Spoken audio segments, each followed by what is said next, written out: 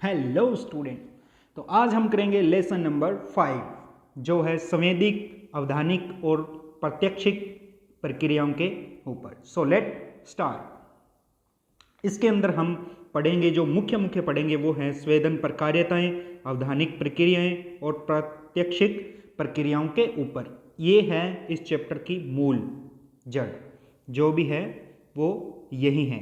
इनके अलावा कोई ज़्यादा इम्पोर्टेंट नहीं है। ये छोटे छोटे बाकी के टॉपिक बहुत ही छोटे छोटे हैं जो हम इनके साथ ही कवर कर लेंगे। तो सबसे पहले देखते हैं हम जगत का ज्ञान, यानी हमें ज्ञान कैसे प्राप्त होता है। इस चैप्टर में हम यही देखेंगे कि हमें जो सूचनाएं, हमें जो ज्ञान है वो कैसे प्राप्त होता है, कैसे हमारे दिमाग के अंदर स्टोर होता है।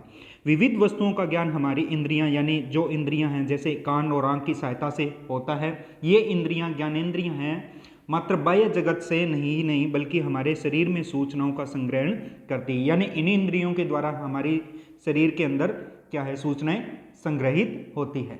हमारी ज्ञानेंद्रियां, हमारी संग्रहित सूचनाएं ही हमारे समस्त ज्ञान का आधार है। यानी जो ये सूचनाएं हैं वो ही हमारे ज्ञान का आधार है और वही हमारा जगत का ज्ञान है। हमारे आसपास के जगत का ज्ञान 3 प्रमुख प्रक्रियाओं पर निर्भर करता है। यानी जगत का ज्ञान है, जो ज्ञान है उसकी सूचनाएं जो संग्रहण होती है वो किन प्रक्रियाओं पर निर्भर करता है। वो नंबर 1 है संवेदना, नंबर 2 है अवधान और नंबर 3 है प्रत्यक्षण। यानी पहले उस संवेदना को हम अनुभव करते हैं, फील करते हैं, फिर हम उस पर क्या करते हैं, ध्यान देते हैं, अच्छे से ध्यान देते हैं और हम फिर उसको प्रत्यक्षण करते हैं। ये हम आगे धीरे धीरे पढ़ेंगे, तब आपको समझ में आ जाएगा कि संवेदना क्या है, अवधान क्या है और प्रत्यक्षण क्या है। तो ये 3 मुख्य प्रक्रियाएं हैं जिनके द्वारा हम सूचनाएं संग्रहित करते हैं। ये प्रक्रियाएं एक दूसरे से अत्यधिक अंतर संबंधित है, इसलिए इन्हें अधिकांशतः एक ही प्रक्रिया संज्ञान के विभिन्न अंशों के रूप में समझा जाता है। यानी ये संज्ञान के 3 अंश के रूप में समझा जाता है, संवेदना, अवधान और प्रत्यक्षण। ये कैसे होता है समझते हैं। फिर हम देखते हैं उद्दीपक क्या है और इसका स्वरूपण और विविधता क्या होती है। उद्दीपक क्या होता है? विविध उद्दीपकों से व्यवहार करने के लिए हमारे पास विशिष्ट ज्ञानेंद्रियां होती है। उद्दीपक क्या होता है? जो कोई भी कारक जो हमें सूचना दे, जैसे कोई भी स्मेल है, उससे हमें जो सूचना मिल रही है वो स्मेल क्या है, हमारे लिए एक उद्दीपक है। कोई भी ध्वनि है, उससे जो भी जिस प्रकार की भी हमें सूचना मिले वो क्या है, हमारे लिए उद्दीपक है, उद्दीपक का कार्य करता है, जिससे हमें सूचना प्राप्त हो। तो विविध उद्दीपकों के व्यवहार करने के लिए हमारे पास क्या है, विशिष्ट ज्ञानेंद्रियां हैं। और मानव के पास कितनी ज्ञानेंद्रियां होती हैं? 7 ज्ञानेंद्रियां होती हैं, जो कि संवेदन ग्राही या सूचना ग्राही तंत्र भी कहते हैं। यानी सूचना ग्राही, संग्राही यानी जो ग्रहण करती है, या संवेदना जो ग्रहण करती है, वो क्या है, किससे मिलकर बनी होती है? 7 ज्ञानेंद्रियों से मिलकर बनी होती हैं। इनमें से 5 है जो बाह्य जगत की सूचना एकत्रित करती है। कौन कौन सी? आंख, कान, नाक, जीवा और त्वचा। इन सभी को हम थोड़ा थोड़ा पढ़ेंगे। जिनमें आंख और कान है, इनको थोड़ा डिटेल में पढ़ेंगे कि ये कार्य कैसे करती है या इनकी जो संरचना है वो कैसी है। इन 5 बाह्य ज्ञानेंद्रियों के अतिरिक्त हमारे पास 2 गहन इंद्रियां भी होती है। कौन कौन सी? गति संवेदी और प्रघाण तंत्र। इनके बारे में भी थोड़ा बहुत हम देख लेंगे। ये हमारे शरीर की स्थिति एवं एक दूसरे के साथ संबंधित शरीर के अंगों की गति के विषय में सूचना प्रदान करती है। ये है उद्दीपक के स्वरूप और विविधता। उद्दीपक से हमें क्या जो सूचना मिलती है वो किसके द्वारा मिलती है? ज्ञानेंद्रियों के द्वारा, और 7 ज्ञानेंद्रियां हमारी बॉडी में पाई जाती है। नेक्स्ट हम देखते हैं संवेदन प्रकार्यताएं। जो संवेदना पढ़नी है या संवेदन प्रकार्यताएं पढ़नी है वो। अब ये संवेदन क्या है या संवेदना क्या है या जो संवेदना प्रकार्यताएं क्या है, ये देखते हैं। किसी विषय में ज्ञानेंद्रियों द्वारा पंजीकृत किसी उद्दीपक या वस्तु की प्रारंभिक अनुभव, यानी जो हमारा प्रारंभिक अनुभव है वो ही संवेदना है। जिस किसी चीज़ को सुन के, सूंघ के या हमें देख के जो प्रारंभिक अनुभव हम करते हैं वो क्या है, वो हमारे लिए संवेदना है। कोई भी नई चीज़, कोई भी नया घर देखा आपने, उसके लिए जो आप प्रारंभिक अनुभव कर रहे हो आप, वो क्या है, आपकी संवेदना। प्रत्येक ज्ञानेंद्रिय विशेष प्रकार की सूचना से संबंधित स्थापित करने के लिए अति विशिष्ट होती है। कोई भी घर देखा आपने, यानी जो सूचना प्राप्त की वो किसके द्वारा की? आंख के द्वारा। और ये एक अति विशिष्ट है, यानी आपको देखने के लिए जो सूचना प्राप्त करोगे वो आंख के द्वारा ही करोगे, अति विशिष्ट है। इसमें से प्रत्येक को एक संवेदन प्रकार्यता के रूप में जाना जाता है। यानी जो आँख है आपकी वो देखने का कार्य कर रही है, वो एक संवेदन प्रकार्यता हो गई। जैसे नाक है वो सूंघने का कार्य कर रहा है, वो क्या होगी, उसकी एक संवेदन प्रकार्यता, सूंघने की संवेदन प्रकार्यता हो गई। नेक्स्ट हम देखते हैं ज्ञानेंद्रियों के प्रकार्यात्मक सीमाएं, यानी जो ज्ञानेंद्रिय हैं इनकी क्या सीमा हो सकती है। मानव के रूप में हम एक उद्दीपन को एक सीमित सीमा प्रसार तक ही कार्य कर सकते हैं। यानी हमारी जो ज्ञानेंद्रिय हैं वो एक सीमा के अंदर ही काम कर सकती है, उससे ज़्यादा या कम होने पर हमें वो सूचना प्राप्त नहीं होगी। उद्दीपक एवं उनकी संवेदनाओं के बीच संबंध का अध्ययन जिस विद्या शाखा में किया जाता है उसको हम साइकोफिजिक्स या मनोभौतिकी कहते हैं। उद्दीपक और उसकी संवेदनाओं के बीच में जो संबंध का अध्ययन है जिस शाखा में किया जाता है उसको साइकोफिजिक्स कहते हैं। और सीमा प्रसार के बारे में जैसे आप यूँ समझो कि आपको एक विशिष्ट प्रकार की ध्वनि है वो ही सुनाई दे सकती है, उससे ज़्यादा या उससे कम है वो सुनाई नहीं दे सकती। उसी प्रकार कलर है वो सिर्फ एक निम्नतम से लेके उच्चतम एक सीमा प्रास के अंदर ही कलर दिखाई दे सकते हैं, उससे ज़्यादा या कम के नहीं तरंग आपको दिखाई नहीं दे सकती कलर वाली। तो ध्यान में आने के लिए किसी उद्दीपक को एक न्यूनतम मान या वजन होना चाहिए। किसी विशेष संवेदी तंत्र क्रियाशील करने के लिए न्यूनतम मूल्य अपेक्षित होता है, उसे निरपेक्ष सीमा या निरपेक्ष देहली, एब्सोल्यूट थ्रेशोल्ड या थ्रेशोल्ड लाइमन AL कहते हैं। ये क्या कहना चाह रहा है कि किसी भी आपको सूचना ग्रहण करने के लिए कम से कम थोड़ा सा मान होना जरूरी है। एक जितना जो कम मान है उसी को ही हम क्या बोलते हैं, एब्सोल्यूट थ्रेशोल्ड या AL यानी एब्सोल्यूट लाइमन कहा जाता है, निरपेक्ष सीमा निरपेक्ष दहली। जैसे यदि आपको मीठा पानी पीना है, एक गिलास में 1 कण चीनी का डाला तो आपको मीठा अनुभव नहीं होगा, पर ऐसी बात नहीं है कि उसमें आपने चीनी डाली नहीं है। तो कम से कम कितनी मात्रा में चीनी डालो कि आपको पानी मीठा लगने जाए, तो वो एक वैल्यू हो गई, तो वो हो गई निरपेक्ष सीमा हो गई कि इतनी कम से कम मात्रा होनी चाहिए जिससे हमें हमारी जीवा को क्या पता चले कि ये पानी मीठा है। तो जो कम से कम जिसको सूचना प्राप्त करने के लिए जो कम से कम मान है वो ही आपकी निरपेक्ष सीमा हो गई। इसके बाद में हम देखते हैं एक difference threshold, difference Lyman DL या फिर भेद दहली, भेद सीमा। भेद सीमा यानी किसी दो के बीच में भेद करने वाली सीमा, यानी जो सभी उद्दीपक है यह जान पाना संभव नहीं है कि समस्त प्रकार के उद्दीपकों के मध्य अंतर कर पाना भी संभव नहीं होता। ये जानने के लिए दो उद्दीपक एक दूसरे से भिन्न हैं उन उद्दीपकों का मान एक न्यूनतम अंतर होना अनिवार्य है। दो उद्दीपकों के मान में न्यूनतम अंतर जो अलग पहचान के लिए आवश्यक होता है उसी को ही हम भेद सीमा या भेद दहली DL कहते हैं। यानी जैसे दो कलर हैं उनके बीच में आप अंतर तभी कितना अंतर हो उनके बीच में कितना अंतर हो कि आप उन दो कलरों को अलग अलग कर सकते हैं कि ये अलग कलर है ये एक अलग कलर है, तो वो क्या हो गई उसकी भेद सीमा हो गई। अब हम पढ़ते हैं सबसे पहली संवेदना, वो है चाक्षुष संवेदना यानी जो देखने की प्रक्रिया है। और देखने की प्रक्रिया किसके द्वारा होती है, मानव में आंख के द्वारा। समस्त संवेदन प्रकार्यताओं में मानव की दृष्टि सर्वाधिक विकसित है, यानी जितने भी प्रकार की जो संवेदनाएं पढ़ेंगे उनमें सबसे ज्यादा विकसित है वो दृष्टि है। अब हम देखते हैं मानव की आंख, क्योंकि मानव की आंख के द्वारा होता है। ये 3 परतों की बनी होती है। बाह्य परत को हम श्वेत पटल, कॉर्निया तथा कठोर एक स्क्लेरा होती है। यानी बाह्य परत या तो हम कॉर्निया कहेंगे या हम स्क्लेरा कहेंगे, ये हम देखेंगे आगे जब हम इसका डायग्राम देखेंगे। मध्य परत को हम कोरोइड यानी रंजित पटल कहते हैं। इसमें बहुत सी रक्त नलिकाएं पाई जाती है। मध्य परत में क्या पाई जाती है, रक्त नलिकाएं। आंतरिक परत है उसको हम रेटिना यानी दृष्टि पटल कहते हैं। इसी पर ही हमारा जो प्रतिबिंब बनता है हमारी आंख में वो किस पे बनता है, रेटिना पे बनता है। और इसमें प्रकाश ग्राही कोशिकाएं पाई जाती है जिनको हम दंड व शंकु यानी रोड्स व कोन्स कहते हैं। और अंतः संबंधित तंत्रिका तंत्र कोशिकाओं का एक विस्तृत जाल पाया जाता है। यानी तंत्रिका तंत्र का विस्तृत जाल वो आंतरिक परत रेटिना में पाया जाता है। और रक्त नलिकाएं किस में पाई जाती है, कोरोइड यानी रंजित पटल जो मध्य परत है उसमें पाई जाती है। अब हम देखते हैं ये है एक आंख का डायग्राम। इसमें हम देखते हैं सबसे बाहरी परत है जिसको हमने स्क्लेरा कहा था, लेकिन जो लेंस के पास वाला भाग है इसके जो बाहरी परत है इसको हम कॉर्निया कहते हैं। जो लेंस के आगे बाहर वाला भाग है इसको हम क्या बोलते हैं? कॉर्निया। मध्य परत है जिसके अंदर क्या पाई जाती है? रक्त नलिकाएं, इसको हमने कोरोइड कहा था। आंतरिक परत है जिसको हमने क्या कहा था? रेटिना। इसके अंदर क्या बनता है? इसके ऊपर ही बनता है चित्र। जो डायग्राम जो भी हम देखते हैं वो इसी के ऊपर ही प्रतिबिंब बनता है। तो इसके अंदर क्या पाया जाता है? रेटिना में रोड्स व कोन्स नाम की दो सेल पाई जाती है जो कि प्रकाशग्राही होती है, जिनके द्वारा हमें क्या पता चलता है कि हम कोई भी वस्तु देख रहे हैं वो उन सेल के द्वारा पता चल रहा है। इसमें एक गर्त बिंदु पाया जाता है, यहाँ पे ये फोविया मेंशन किया गया है।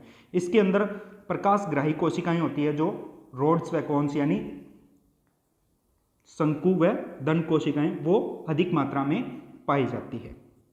अब हम देखते हैं एक लेंस है और लेंस के साथ में एक आइरिस जुड़ी होती है और यहाँ पे एक सीलियरी बॉडी। सीलियरी बॉडी का काम क्या है कि जो लेंस है इसके अंदर जो प्रतिबिंब बनेगा, तो कोई भी वस्तु है वो दूर है या नज़दीक है, इसके लिए फोकस करने का काम करती है सीलियरी बॉडी। आइरिस का काम ये है कि प्रकाश कितना आंख के अंदर प्रवेश करेगा उसको कंट्रोल करती है आइरिस। इसके साथ में हमारी आंख का जो कलर है वो किसकी वजह से होता है? वो आइरिस की वजह से होता है। इसके अंदर दो चैम्बर दिए गए आंख में, एक वाइट्रस चैम्बर और दूसरा एक्वस चैम्बर। एक्वस यानी जलीय कोष्ठ और विट्रस यानी कचाब कोष्ठ। तो जलीय कोष्ठ किस आंख और कॉर्निया, जो लेंस और कॉर्निया है इनके बीच का जो चैम्बर है वो उसको जलीय कोष्ठ बोलेंगे, और लेंस और रेटिना है इसके बीच का जो कोष्ठ है इसको बोलेंगे हम विट्रस कचाब कोष्ठ कहते हैं। ये जो पूरा पेज है इसका आप स्क्रीनशॉट ले सकते हो या फिर आप इसको रोक के पढ़ सकते हो। जो अभी बताया आंख के बारे में वो सब इसमें डिटेल से लिखा हुआ है। नेक्स्ट हम देखते हैं कि जो दंड यानी रोड्स सेल होती है इनको रोडोप्सिन नाम का एक रसायन पाया जाता है, और इसी प्रकार जो कोन सेल होती है इसमें आयोडोप्सिन नाम का रसायन पाया जाता है। दृश्य स्पेक्ट्रम है वो हम 380 से 780 नैनोमीटर की प्रास के अंदर ही देख पाते हैं। इससे ज़्यादा या इससे कम प्रास का जो स्पेक्ट्रम है उसमें हम नहीं देख पाते। जो प्राइमरी कलर कौन कौन से होते हैं? लाल, हरा और नीला, इनको मूल रंग प्राइमरी कलर कहते हैं। इनके द्वारा ही सारे कलर बने होते हैं। इसके बाद में हम देखते हैं लाइट एडेप्टेशन तो या डार्क एडेप्टेशन। लाइट एडेप्टेशन का मतलब हो गया यदि हम अंधेरे प्रकाश से एक रोशनी वाले कहीं धूप में जाएं, यानी अंधेरे से अगर हम धूप में जाएंगे तो हमें टाइम लगेगा उस धूप में भी देखने के लिए, क्योंकि हम अंधेरे से आए हैं, तो हम इसको बोलते हैं लाइट एडेप्टेशन। यदि हम एक अंधेरे कमरे में जाएं, प्रकाश से वाले कमरे से एक अंधेरे कमरे में जाएं, तो हमें अंधेरे में भी थोड़ा बहुत देखने के लिए हमें टाइम लगेगा, इसको बोलते हैं डार्क एडेप्टेशन। यानी मंद प्रकाश में देखने के लिए हमें समायोजित होने की जो प्रक्रिया है उसको डार्क एडेप्टेशन, और तीव्र प्रकाश में समायोजित होने की प्रक्रिया है इसको हम क्या बोलते हैं? Light adaptation. 2 मिनट का समय लगता है। नेक्स्ट हम देखते हैं उत्तर प्रतिमाएं। उत्तर प्रतिमाएं यानी आफ्टर इमेज। आफ्टर इमेज क्या होती है? आप मान लो कि किसी वस्तु को देख रहे हैं और आपने आंखें बंद कर दी और कुछ समय तक वो आपकी आंखों में वो चित्र बना हुआ रह गया, तो वो हो गया आफ्टर इमेजेस, उत्तर प्रतिमाएं। अब ये 2 प्रकार की हो सकती है। दृष्टि क्षेत्र में चक्षुष उद्दीपक हट जाने के बाद, यानी उद्दीपक हट गया उसके बाद भी कुछ समय तक उद्दीपक का प्रभाव बना रहता है, इसी प्रभाव को क्या बोलते हैं? उत्तर प्रतिमा बोलते हैं। ये 2 प्रकार की है, सम और विषम। Positive after image, negative after image. Positive का मतलब जिस कलर की हमने वस्तु देखी है, आंख बंद करने के बाद में हमें उसकी प्रतिमा है वो वैसी उसी कलर की दिखे। और नेगेटिव आफ्टर इमेज का अर्थ हुआ कि हमने आंख बंद करने के बाद में उसकी अलग कलर की, पूरक कलर की हमें प्रतिमा देखने को मिले। जैसे हमने एक बल्ब है, लाइट का बल्ब जल रहा है, उसको देख रहे हैं और अचानक से हमने एकदम से आंख बंद कर ली, तो उसके बाद में जो प्रकाश का कलर उसका जो होगा उसका डार्क दिखेगा हमें, यानी बल्ब हमें जब आंख बंद करेंगे तो उसकी प्रतिमा वहां पे क्या बनेगा? डार्क बनेगा। वो हो गई उसका पूरक कलर। तो ये होगी नेगेटिव आफ्टर इमेज। अब हम देखते हैं श्रवण संवेदना क्या होती है, जिसका काम किसके द्वारा होता है? मानव कान के द्वारा। कान श्रवण उद्दीपकों का प्राथमिक ग्राही होता है, यद्यपि इनका सर्वज्ञात प्रकार्य सुनना है, यानी कान का पहला कार्य क्या है? सुनना है, किंतु संतुलन बनाए रखने के लिए भी ये कान जरूरी है। अब कान की संरचना के 3 खंडों में विभक्त किया गया है, मध्य कान, बाह्य कान, मध्य कान और आंतरिक कान। अब देखते हैं ये तीनों कान। ये टिम्पैनिक जो मेम्ब्रेन होती है, जो कर्ण पटल होता है, झिल्ली होती है, इससे इधर का पार्ट है, ये है बाह्य कान। ये जो रेड कलर का पूरा दिखाई दे रहा है आपको, ये क्या है? मध्य कान, और इससे इधर का पार्ट है, ये हो गया आंतरिक कान। बाह्य कान में पिन्ना आ जाता है और ये एक कनाल आ जाती है, ये है बाह्य कान। बाह्य कान। इसके बाद में मध्य कान है। मध्य कान में एक आती है यूस्टेचियन ट्यूब। यूस्टेचियन ट्यूब अपनी जो गले की जो ग्रसनी होती है, इसमें इसके साथ जुड़ी रहती है, और इसका कार्य क्या है कि इस झिल्ली है, इसके दोनों ओर वायु दाब को बनाए रखना, समान बनाए रखना। इसके अंदर हमें 3 जो बोन्स है वो मिलती है, मेलियस, इंकस और स्टेपिस। आपने पढ़ा होगा कि शरीर की सबसे छोटी हड्डी है वो कर्ण में पाई जाती है। तो आप बताइए कि इनमें से कौन सी है वो सबसे छोटी हड्डी पाई जाती है? कमेंट करके बताइए। मेलियस होती है, इंकस होती है, या स्टेपिस होती है? इन 3 हड्डियों का क्या कार्य है? इनका कार्य है कि जो बाहर से ध्वनि की तरंगे कर्ण पटल पर पड़ रही है, उनको 10 गुना तक बढ़ा देती है। 10 गुना तक बढ़ा देती है ये तीनों ध्वनियां, और ये किसको पहुंचाती है आगे? आंतरिक कर्ण को। आंतरिक कर्ण में इतना याद रखिए कि इसमें 3 अर्ध चंद्राकार नलिकाएं पाई जाती है, इनमें कोक्लिया पाया जाता है। इसके अलावा एक और नाम सुनने को मिलेगा आपको, ऑर्गन ऑफ कोर्टी, यानी कोर्टी का अंग भी आंतरिक कर्ण का ही भाग होता है। ये था कान के बारे में, जो कि डिटेल में इस पेज पे लिखा हुआ है, आप रोक के पढ़ सकते हैं या फिर स्क्रीनशॉट ले सकते हैं। अब हम देखते हैं कि लाउडनेस, ध्वनि की लाउडनेस या तीव्रता क्या होती है।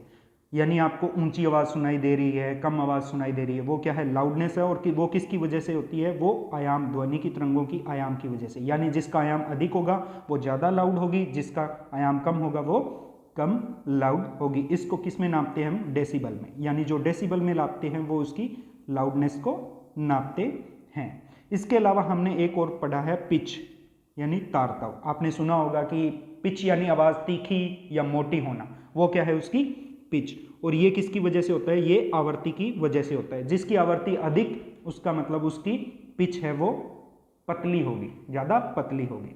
ठीक है। और आवृत्ति को हम किस में नापते हैं? हर्ट्ज में नापते हैं। और मानव की सुनने की जो पिच है वो है 20 हर्ट्ज से 20,000 हर्ट्ज तक होती है। इसके बीच में ही हम सुन पाते हैं, इससे कम पिच या इससे ज़्यादा पिच हम नहीं सुन पाते। इसके अलावा एक ट्रिम्बल भी, जो कि एक ध्वनि का गुण होता है।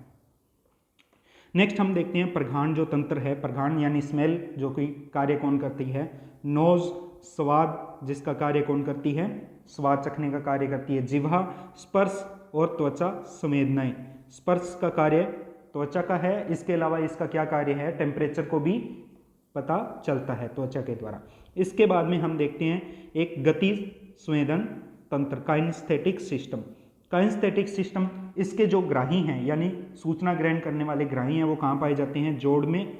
स्नायु यानी लिगामेंट, लिगामेंट होता है जो बोन और मसल्स को जोड़ता है, वो लिगामेंट। और मांसपेशियां यानी मसल में पाए जाते हैं। काइनेस्थेटिक गति संवेदन, यानी ये हमें किससे रिलेटेड सूचना देते हैं? गति से संबंधित सूचना देते हैं। ये फिर आता है प्रघान तंत्र, यानी वेस्टिबुलर सिस्टम। वेस्टिबुलर सिस्टम यह तंत्र हमारे शरीर की स्थिति, गति और त्वरण, त्वरण यानी हमारी गति बढ़ रही है या कम हो रही है, उसको हम त्वरण कहेंगे। स्थिति, गति और त्वरण के बारे में सूचना देता है। अब ये कहाँ पाया जाता है? ये संतुलन बोध भी करवाता है, यानी संतुलन बोध, स्थिति, गति और त्वरण के बारे में सूचना देता है। और इसकी जो इंद्रियां हैं वो कहाँ पाई जाती है? आंतरिक कान में स्थित होती है, जहाँ प्रघान झिल्ली हमारे शरीर की स्थिति के विषय में बताती है। और अर्धवर्ताकार नलिकाएं, अर्धवर्ताकार नलिकाएं आपको बताया था कि यह आंतरिक कान का हिस्सा है, जो कि गति और त्वरण के बारे में सूचना देती है। ये था आज का चैप्टर का फर्स्ट पार्ट, जिसमें हमने संवेदनाओं के बारे में डिटेल से पढ़ा। नेक्स्ट पार्ट आपको जल्द ही मिलेगा, तब तक बने रहिए। अगर आपको इस चैप्टर या किसी भी प्रकार का क्वेश्चन हो, आप नीचे कमेंट बॉक्स में कमेंट करके पूछ सकते हैं। Thanks for watching, stay tube.